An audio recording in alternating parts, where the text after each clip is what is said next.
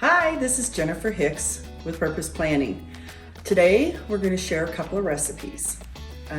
They're super easy, they're keto friendly or low glycemic. As many of you know, I've been trying to eat keto. This one is a cheese dip. It is fantastic, it is super easy.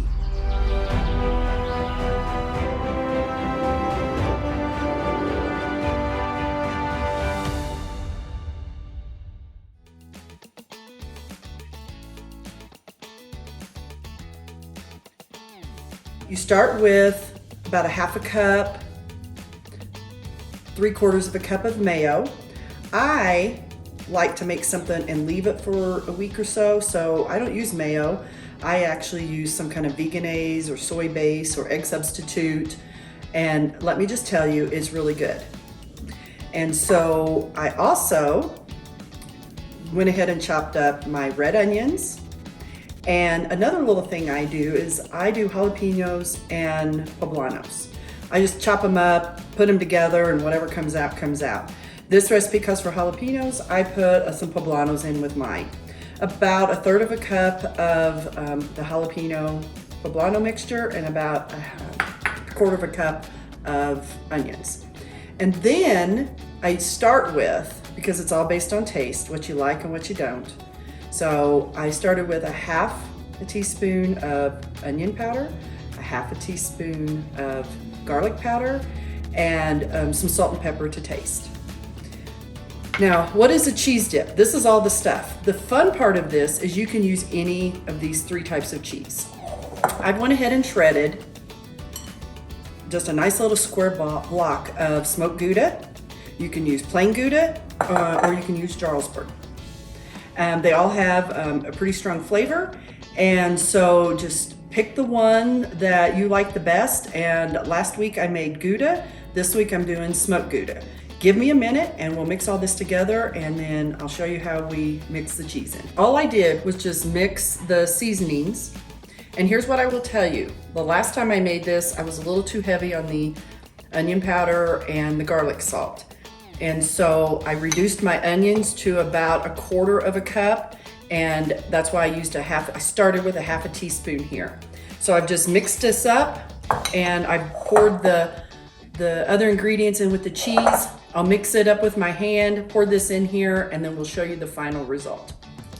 So the time-consuming part is just getting your ingredients together and mixing the mixture with the cheese. And the nice thing about this is, I'm telling you, it is really good with cucumbers. So you can just really eat healthy this summer. Have this made up before some friends come over. Make it on Monday, and so if somebody shows up on Wednesday and Friday, they're getting the same thing. That's why I don't use mayo, so it'll last longer. And here's the really nice thing is, everything's better with bacon. And so what you can do is, have your bacon fried up, top it off with a little bacon, and put it on your cucumber. I also have some cracker options here. So super easy, super tasty, and you can have it ready anytime somebody comes over. Hope you enjoy.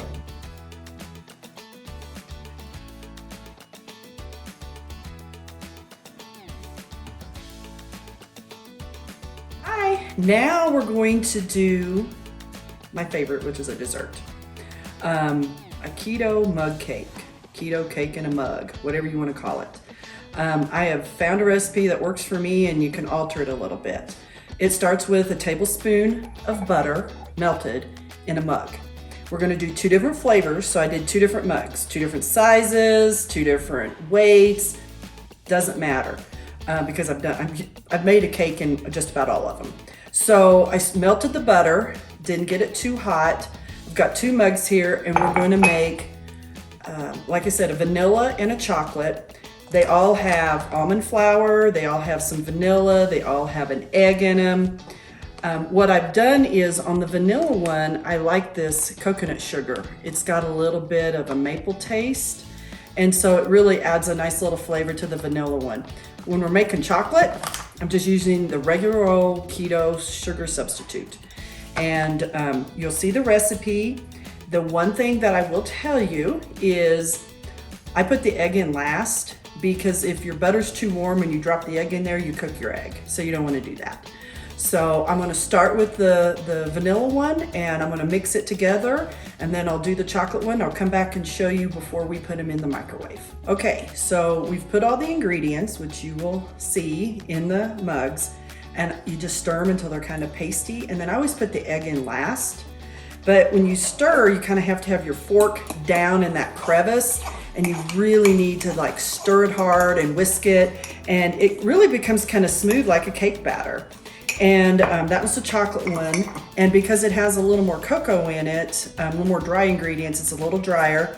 I might use a little bit more butter, but the other one is very smooth, and it is truly like a cake batter, and they're not lumpy. So we've got both of them. We're gonna put them both in there for about 60 to 66 seconds, and then we'll show you what happens.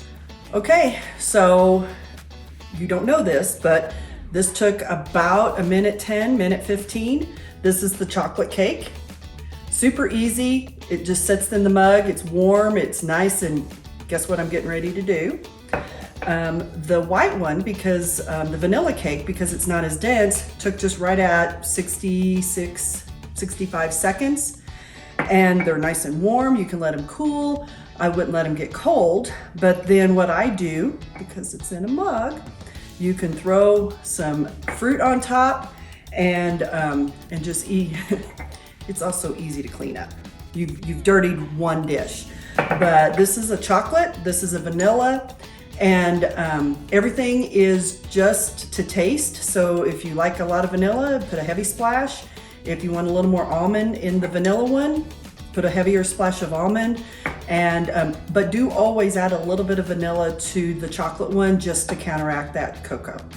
I hope you enjoy. If you have any questions, give me a call.